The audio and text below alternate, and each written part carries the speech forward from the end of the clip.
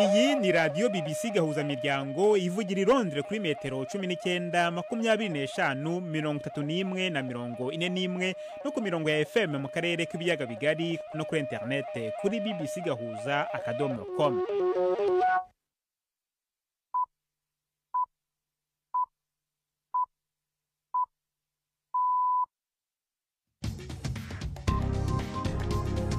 Ubu ni saa 10 n'igice ku isaha mpuzamahanga ya GMT, ni saa 12 n'igice ku isaha yo mu Rwanda no mu Burundi. Muri studio muri kumwe na Jacques Niyitegeka. Izi ni ingingo z'ingenzi zigize aya makuru. Mu Rwanda ikirombe cy'amabuye cyabereyemo impanuka yahitanye abantu batatu mu karere ka Karongi cyafunzwe by'agateganyo mu gihe hakorwa iperereza. Ishyirahamwe ry'amasengero y'abangirikani y'abakonservateur batsimbaraye ku mahame ya kera y'idini Gafcon ngo ntiryiteguye gukorana n'umukuru mushya w'umuryango w'abangirikani ku isi. Nagira icyo ahindura mu nyigisho, akagira icyo ahindura mu myemerere, akagira icyo ahindura mu byo twumva tudashobora kwemera no kwimika, ugazadushaka tuvugane. Ariko ubundi ubu ngubu nta bufatanye buriho, nta no kumushyigikira kuriho. Urukiko mpuzamahanga mpanabyaha rwa ICC rwahamije Mohamed Ali Abdu Al-Rahman wahoze hari umukuru w'umutwe witwaje intwaro muri Sudani ibyaha by'intambara n'ibyaha byibasira inyokomuntu. Tubafitiye n'ikiganiro cy'urubuga rw'imikino muri mwese ikaze muri amakuru yo kuri uyu wa mbere turi ku itariki ya 6 z'ukwezi kwa 10.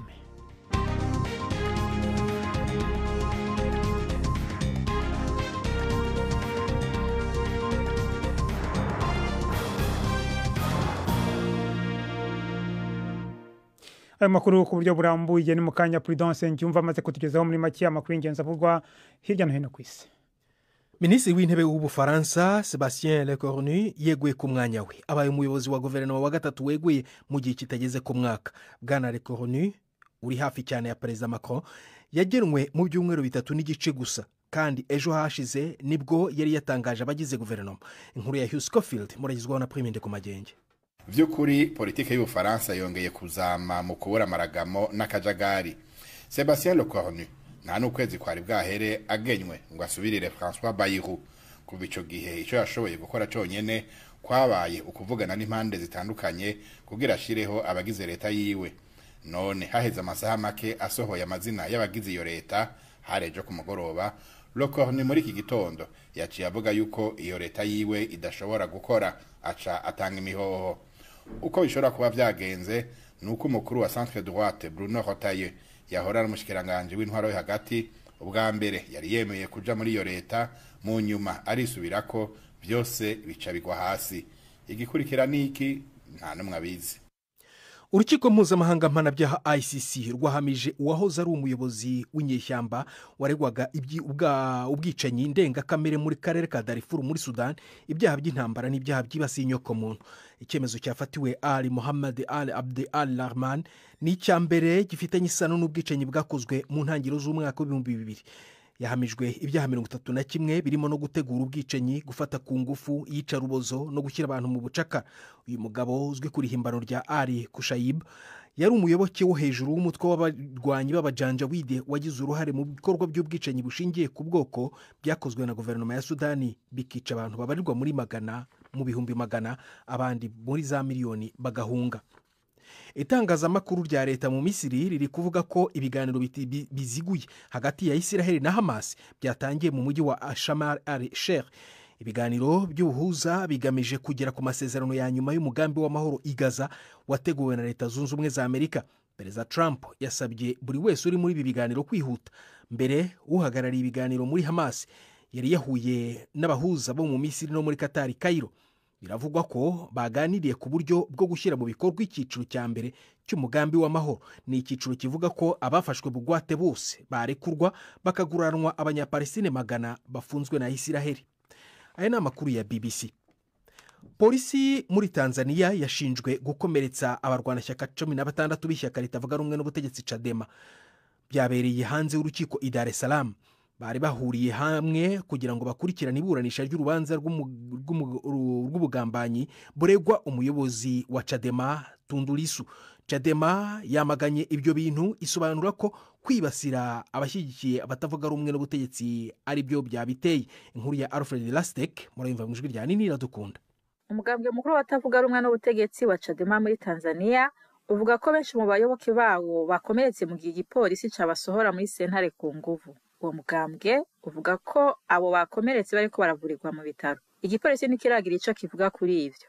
Urubanza ruzobandanya ejo aho sentare izokwishura ku bibazo vyashikirijwe mu mburano z'uno munsi. Mu mburano z'uno munsi umukuru wa Chadema Tundu Lissu yabajije igituma hashizweho itariki yo guca urubanza imbere y'uko imburano nyezina zitangura.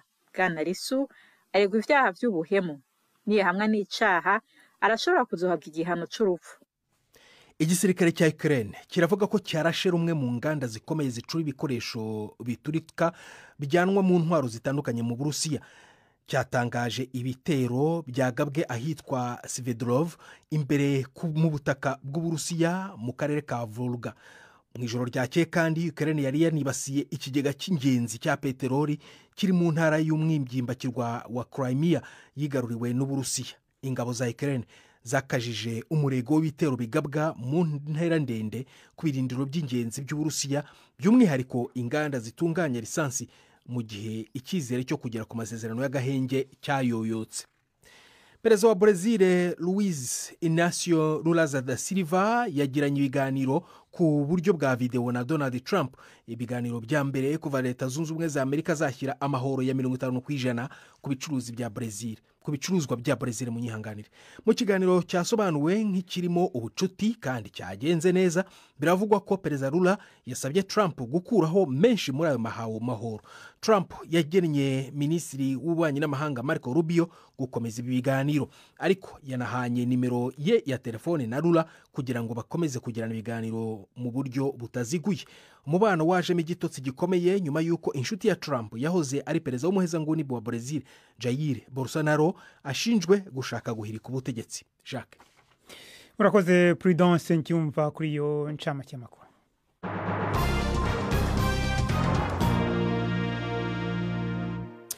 Ano makuru ku buryo burambuye reka tuyahere kuyerekeranye n'igihugu cya Sudani. Urukiko mpuzamahanga mpanabyaha rwa ICC rwahamije wahoze hari umukuru w'umutwe witwaje intwaro muri Sudani ibyaha 31 by'intambara n'ibyaha byibasira inyokomuntu. Hari Mohamed Al Abdul Al Rahman uzwi cyane ku mazina ye y'amahimbano Al Kushayib, yari mu bantu bazwi cyane mu bugizi bwa nabi bufitanye isano n'amarorerwa yakorewe mu karere ka Darfur muri Sudani hagati ya 2003 na 2004. Ni inkuru ya Anna Holigan mugezwa na Fenega Kwaya. Ali Kushayib yari umuyobozi uvuga rikijyana umutwe w'abajanjawide wafashwaga na leta ya Sudani. Yayoboye ubwicanyi, ifatwa ry'abagore ndetse n'abakobwa ku ngufu, hamwe rero no kuba mu bikorwa byo gushyira abantu ku ngoyi no kubahohotera. Abacamanza b'urukiko mpuzamahanga mpanabyaha basanze amayeri y'ubugome yakoreshejwe n'abajanjawide yari arimo kwica abantu mu kivunga, gufata abantu ku ngufu mu buryo buteguwe neza, gushyira abantu ku ngoyi, gusahura hakoreshejwe ingufu. Ibyo byose byarakunze gutegurwa no gushyirwa mu ngiro na Ali Kushayib. Mu kuburanisha bwa mbere urubanza rw'amahano yakorewe muri Darfur, uru rukiko rwa ICC rwumvishe abacitse ku icumu bavuga ukuntu imidugudu yatwitswe igashiraho, abagabo n'abasore bicwa urw'agashinyaguro, naho abagore babahindura abacakara bo gukoreshwa imibonano mpuzabitsina. Azakatirwa mu gihe kiri imbere. Ni inkuru ya Anna Hooligan. Tujye ku makuru yerekeranye n'akarere k'ibiyaga bigari. Mu Rwanda ikirombe cy'amabuye cyabereyemo impanuka yahitanye abantu 3 mu karere ka Karongi cyafunzwe by'agateganyo mu gihe hakorwa iperereza ku mpamvu zayiteye.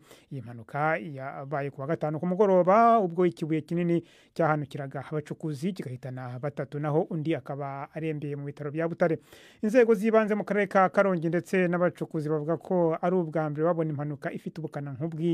Ni inkuru ya Jean Claude Mwambutsa i Kigali. Amakuru ava mu masoko atandukanye yemeza ko abantu 4 aribo bagwiriwe n'iki kibuye kinini cyaje kibatunguye kimanutse hejuru ku musozi. Impanuka yabereye mu kirombe kiri mu murenge wa Murundi w'akarere ka Karongi. Cyakora abo yahitanye bose bakomoka mu karere ka Ngororero byegeranye, ko bari baje muri iki kirombe byo gushakisha amafaranga. abapfuye bose bari bakiri bato kuko umukuru yari afite imyaka 26 naho umutoya afite 22 mu gihe Samuel Hishamunda uburwariye mu bitaro bya Butare we afite imyaka 22. Umuyobozi w'urwego rw'ibanze rw'ahabereye impanuka Madame Nzasanga Maria Bertilde yambwiye ko impanuka yari iteye ubwoba. Yewe yarangiritse rwose, mbere hayo harangiritse bikabije.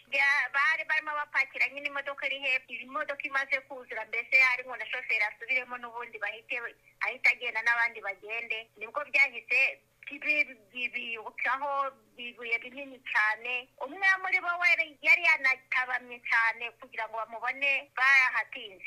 Umwe mu bacukuzi bari bahari ubwo impanuka yabaga ntiyifuje ko mvuga mwirondoro we, ariko yambwiye ko bwari ubwa mbere abona impanuka y'ubukana nk'ubu.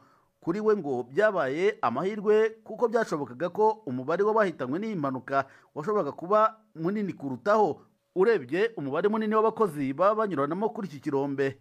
Mu gihe hategerejwe iperereza rigomba gukorwa n'ikigo cy'igihugu gishinzwe iby'ubucukuzi, iki kirombe cyabereye impanuka cyabaye gifunzwe by'agateganyo. Gusa hari umutegetsi wo mu karere ka Karongi wasubirwagamo na kimwe mu binyamakuru wavuze ko amakuru y'ibanze agaragaza ko icyabaye ari impanuka isanzwe, ko bishoboka ko impanuka itaturutse ku burangare bw'uwo ari we wese. Impanuka nk'izi zikunze kuvugwa mu birombe by'amabuye y'agaciro, aho hari ubwo imisozi irindimuka igahitana abacukuzi bari mu nda yayo. Benshi mu bahitanwa n'izi mpanuka bivugwa ko ari abajya gucukura guhishwa badafite uburyo bwo kwirinda. Gusa hari amakuru avuga ko ikirombe cyabereyemo iyi mpanuka iheruka cyari gifite ubwishingizi, bityo ko imiryango y'abahitanywe nacyo ishobora kuzahabwa impozamarira. Jean Claude Mwambutsa, BBC Gahuzamiryango i Kigali. Mukomeje kumva BBC Gahuzamiryango, madukurikira kandi kuri Kisoro FM mu majyepfo ya Uganda. Tugeze ku isaha ya saa 12:41 ku masaha yo mu Rwanda no mu Burundi. Ibiganiro bya BBC Gahuzamiryango mukunda nk'amakuru, imvo n'imvano, urunana, ikiganiro cy'abagore cyangwa abaza muganga, ubu biraboneka kuri podcast. Jya kuri bbcgahuza.com maze ushake ahari podcast. Amakuru yose y'uko podcast ikora n'uko wayishyira muri telefone yawe byose urabihasanga. Itorwa ku munsi wa gatanu ushize ku nshuro ya mbere mu mateka ry'umugore nk'umukuru w'itorero ry'abangirikani mu Bwongereza rizwi nka Church of England, n'umuryango mugari w'abangirikani ku isi, risa nirishobora gutuma ubwumvikane buke busanzwe buvugwa muri uwo muryango bwiyongera.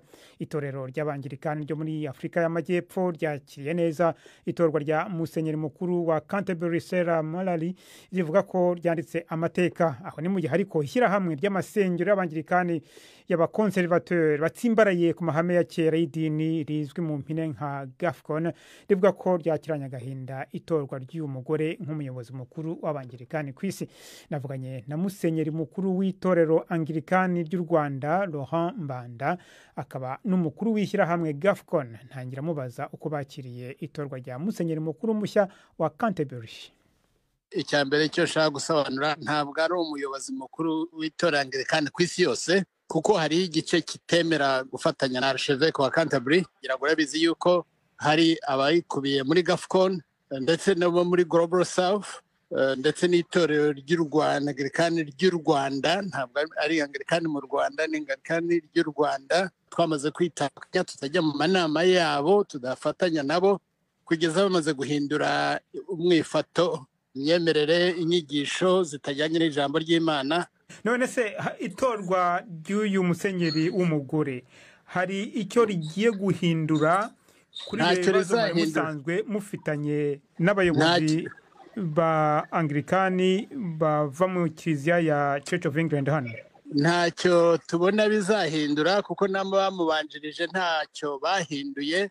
Nawe rero imyemerere yo n'uburyo yagiye atora mu nama z'abasenyeri no gushyigikira aba bana bahuje ibitsina ndetse no kubaha umugisha, ibyo byose biratwereka yuko ntacyo azahindura. Niba rero ntacyo azahindura, nta n'ikizahinduka, nta bufatanye buriho.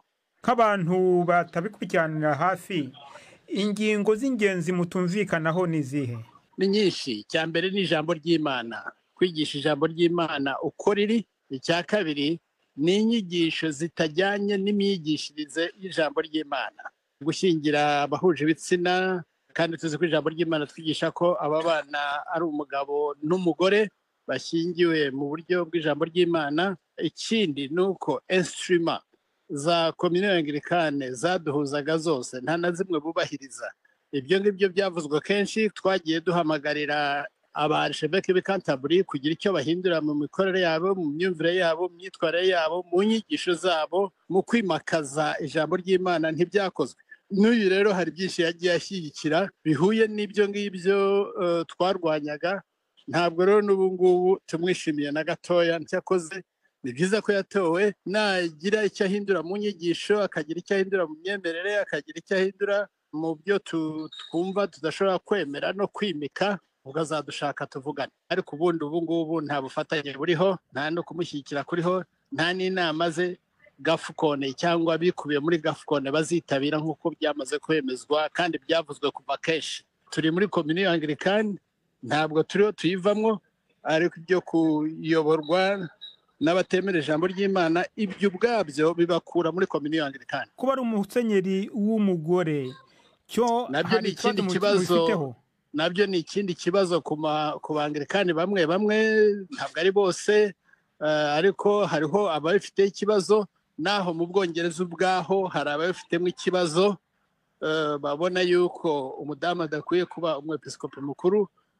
Ibyo rero hariho ababifiteho ikibazo, hariho n'abatafiteho ikibazo.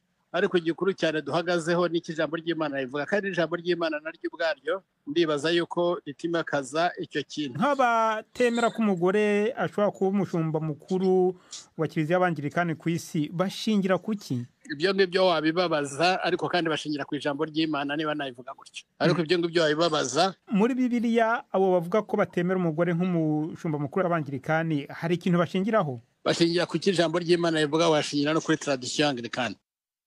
Musenyeri mukuru Laurent Mbanda. Dukomereze mu gihugu cy'u Burundi, aho bivuga ko abaganga 4 gusa aribo banonosoye kuvura indwara zo mu mutwe ku Barundi barenga miliyoni 12. Abahinga mu bijyanye n'amagara y'abantu baratangaza ko iki kibazo gikomeye, kandi basaba ko ikoranabuhanga ry'ubwenge bw'ubukorano bwo kwifashishwa mu kuvura no kwitaho abafise izo ndwara, nk'uko byagaragajwe ni mu cigwa giherutse gusorwa na kaminuza yo mu Bubiligi. Dr Frank Nziza, umuhinga mu by'amagara y'abantu, yasohoye icyo cigwa. Aravuga ko mu Burundi hakiri ibibazo by'umuvuduko muke wa internet n'ubukene bw'umuyaga nkuba. Ibi rero bikaba bishobora gutuma ubwo buhinga butoroshe gukwirakwizwa mu gihugu cyose. Dr Frank Nziza arasubiza ibibazo by'umunyamakuru wacu uri mu Bubiligi, Ana Majesté Barenga. Ikibazo c'amagara yo mu mutwe musanzwe muzi ko ari ikibazo gisanzwe giteye ikibazo na cane mu Burundi no muri bya bihugu vya kajya karere, dufatiye no ku mizi yuko usanga haba harabaye ibibazo, ugasanga ari byo bibazo vy'amagara yo mu mutwe bisanzwe bihari cane. Mugabo rero tukaca tugira ikibazo c'uko atabaganga babinonosoye bakwiye bahari, mbere ni nabakeye, kuko aho mperuka wasanga ari nka 4 canke 5 mu Burundi bwose, bamwe bita abapsychiatre.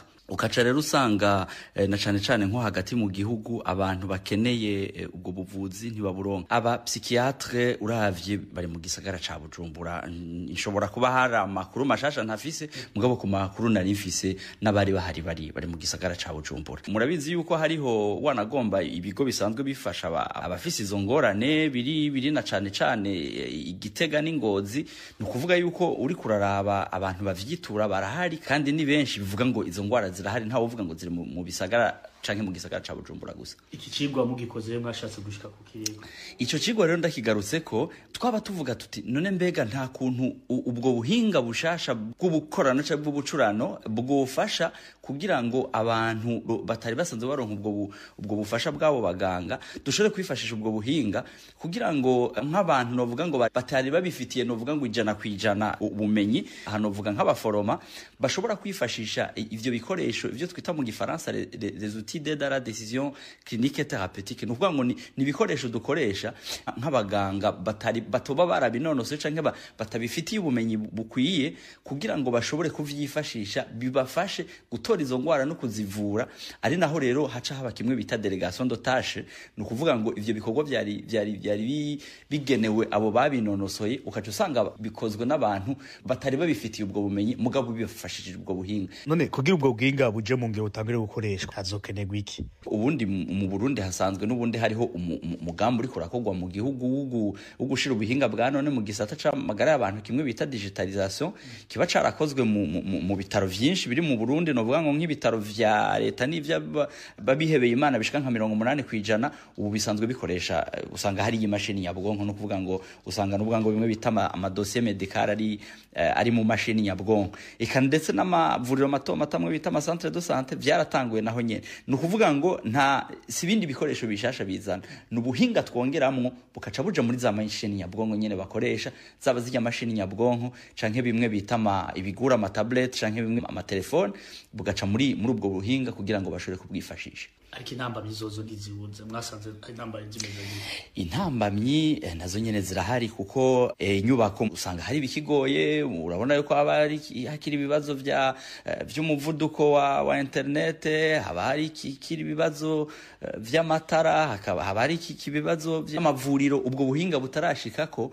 ni ukuvuga ngo tuvuga tuti ni ibintu umuntu ashobora gutangurira buke tukabitangura mu ntuze mu mavuriro canka ibitaro bisanzwe bifise ubwo buhinga hanyuma uko ibintu bizoza biratera imbere tukaza turashika mu gihe ubwo buhinga bwa Ruganda bwoja mu mavuriro bebyo byoshika gushika naho n'amavuriro mato canka yegereye abanyagihugu ya Hôpital de District boshobora kwitaho abantu bagendana izo ngwara zo mu mutwe bisuza ubwo buhinga mu gihe abaganga batobarakwira hose cane gose no kuvuga ngo umuntu ari kuri centre de santé canke mbere n'ababaremesha kiyago ntungamagara baronse inyigisho zikwiye n'abantu bashobora gutangura kubona ibimenyetso by'izo ngwara hanyuma abo bantu bakabafasha kwegera amavuriro. Dr Frank Nziza waganiraga na Alain Majesté Barenga.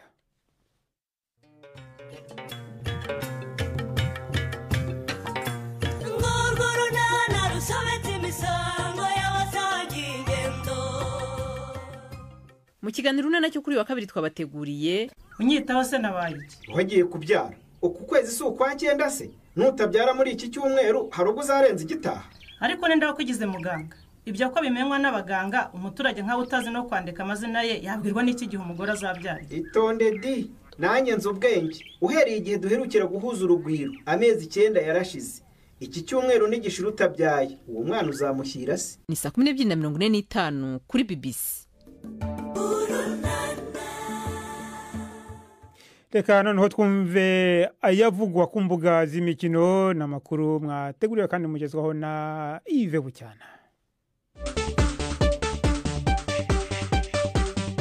Mwireho neza mwese bakunzi b'imikino kuri BBC mpere mu mupira w'amaguru mu majonjora yo guhatanira igikombe cya Afrika cya Champions League. APRFC yari ihagarariye u Rwanda yaraye isezerewe na Pyramide yo mu gihugu cya Misiri yayiteye ibitego 3-0. Umukino wabaye ku munsi w'ejo nijoro mu Misiri ibyo bisanga ibindi bitego 2-0 yatsindiwe i Kigali byose hamwe mu mikino yombi bikaba 5 ku mwuka. Mu Rwanda shampiyona y'igihugu yarakomeje mu mpera z'icyumweru ku munsi w'ejo Gasogi United yanganyije na Rayon Sport ibitego 2-2 umukino wabereye ku kibuga cyitiriwe Pele i Nyamirambo. Ni mu gihe Mukura Victory Sport nayo yanganyije na Kiyovu 0-0 ihuye. Police yatsinze Muhanga 1-0 naho kuwa gatandatu Marine yari yatsinze Rutsiro ibitego 2-0 ku rutonde. Police niyo iri ku mwanya wa mbere n'amanota 9 ikurikiwe na Marine ifite amanota 6. Mu Burundi Bumamuru yatsinze Muzinga 2-0 umukino wari ukomeye cyane hagati ya Flambeau du Centre na Aigle Noir wo warangiye Aigle Noir itahukanye intsinzi y'igitego 1-0 ni mu gihe Rukinzo yatsinze Le Messager Ngozi 1-0 muri imwe mu mikino yabaye. Bumamuru iracyaziyoboye n'amanota 19 ikurikiwe na Aigle Noir ifite amanota 16.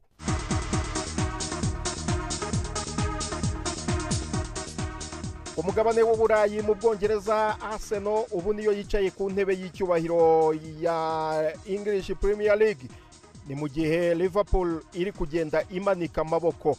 Uko imikino yo mu mpera z'icyumweru yagenze turabibwirwa na President Sengiyumva. Mu cyumweru gishize Liverpool yari ku isonga kandi ifatwa nk'idashobora kwigonderwa n'andi makipe bihanganiye igikombe, ahanini bitewe n'abakinnyi b'ibikonyozi yaguze mu cy'imbere y'itangira rya shampiyona. Ariko mu gihe cy'iminsi itageze ku 10 yatsinzwe inshuro 3 zikurikiranyije mu marushanwa yose, bityo iva ku mwanya wa mbere kandi yinjizwa ibitego 4 mu mikino 2 ya Premier League yatakaje. Ariko nyuma gutsindwa na Chelsea 2-1 mu mpera z'icyumweru, umutoza Arne Slot yihutiye kwibutsa ko Liverpool itahiriwe n'urugendo kuri Stamford Bridge imaze imyaka itaratsindira. N'umwaka ushize twatsinzwe hano, none muri shampiyona turatsinzwe. Inshuro zombi zirababaje, ariko rero kuri nge uyu mukino hari byinshi nakunzemo. Intsinzwe ya Liverpool yatumye Arsenal iyisimbura ku mwanya wa mbere, itsinze byoroshye West Ham 2-0 mu mukino nyezamu David Raya atatewe ishoti n'imwe mu minota 90. Ibintu bishimangira ingufu zishingiye kuri ba myugariro bamaze gucengerwamo inshuro 3 gusa mu mikino 9 ya The Gunners imaze gukina mu marushanwa yose kuva shampiyona yatangira. Man City yiyushya kuya kuri Stade G-Tech itsinda Brentford ku gitego rukumbi cya rutahizamu Erling Haaland. Umutoza Ruben Amorim wari ku gitutu kidashira yiruhukije ikipe ya Manchester United yigaranzuye Sunderland 2-0, naho Newcastle itsinda Nottingham 2-0 mu mukino wayo wa kabiri gusa ibonyemo amanota 3. Ni mu gihe ibitego 2-1 bya Everton byarangije umuhigo wa Crystal Palace wo kuba ikipe rukumbi yari isigaye muri Premier League itaratsindwa muri uyu mwaka. Nyuma y'umunsi wa 7 w'imikino, shampiyona igiye mu kiruko cy'iminsi 12 mbere y'uko rwongera kwambikana ku itariki ya 18 z'ukwa 10. Urakoze cyane President. Nyiri mu Bwongereza kandi umutoza wa Manchester City Pep Guardiola yishimiye gutsinda umukino we wa 250 ari kumwe n'ikipe ya Manchester City. Aranishimira kuba umwe mu batoza bake bashoboye gutsinda imikino nk'iyo batoza ikipe imwe gusa muri shampiyona ya English Premier League. Abo ni Sir Alex Ferguson watoje Manchester United na Arsene Wenger watoje Arsenal. Guardiola avuga ko azatumira abo bakambwe ku meza bakamufasha kwishimira ibyo amaze kugeraho. Uyu ni umwaka wa 10 Guardiola yujuje atoza ikipe ya Manchester City. Ahandi ikipe ya Barcelona yarayikubiswe akayabo k'ibitego 4-1 na FC Sevilla muri shampiyona ya La Liga, itakaza umwanya wa mbere. Hari yashize imyaka 10 yose Sevilla idakandaho kuri Barcelona. Kwa gatandatu Real Madrid yari yatsinze Villarreal ibitego 3-1, ifata umwanya wa mbere n'amanota 21, irusha Barcelona amanota 2 kuko yo ifite 19. Ayo niyo y'imikino nabateguriye Gendi Yves Bucyana. Imikino y'ubwoko bwose, imikino yo mu mihingo yose. Urakoze Yves Bucyana ndetse na Prudence Ngiyumva mwatugezagaho amakuru y'imikino. Prudence Ngiyumva we hari hagarutsana muri studio, reka hatikizeho amwe mu makuru y'ingenzi mu mpine avugwa muri BBC muri kano kanya. Israeli iravuga ko yirukanye mu gihugu impirimbanyi 171 zirimo na Greta Thunberg bari batawe muri yombi mu cyumweru gishize igihe bajyaga mu bwato bwageragezaga kugeza inkunga i Gaza. Minisiteri y'ububanyi n'amahanga ya Israeli yavuze ko boherejwe mu Bugereki no muri Slovakia. Bamwe muri bo bari bavuze ko bakorewe ibikorwa bitari bya kimuntu igihe bari aho bari bafungiwe, ariko abategetsi ba Israeli babihakanye. Urukiko mpuzamahanga mpanabyaha ICC rwahamije uwahoze ari umuyobozi w'inyeshyamba waregwaga ibwicanyi ndengakamere mu karere ka Darfur muri Sudani ibyaha by'intambara n'ibyaha byibasiye inyokomuntu. Icyemezo cyafatiwe Ali Mohammad Ali Abdi Ali Rahman ni icyambere gifitanye isano n'ubwicanyi bwakozwe mu ntangiriro z'umwaka w'2000. Yahamijwe ibyaha 31 birimo gutegura ubwicanyi, gufata ku ngufu, iyicarubozo no gushyira abantu mu bucakara. Naho polisi muri Tanzania yashinjwe gukomeretsa abarwanashyaka 16 b'ishyaka ritavuga rumwe na leta Chadema. Byabereye hanze y'urukiko i Dar es Salaam igihe bari bahuriye hamwe ngo bakurikire iburanisha ry'urubanza rw'ubugambanyi buregwa umuyobozi wa Chadema Tundu Lissu Jacques.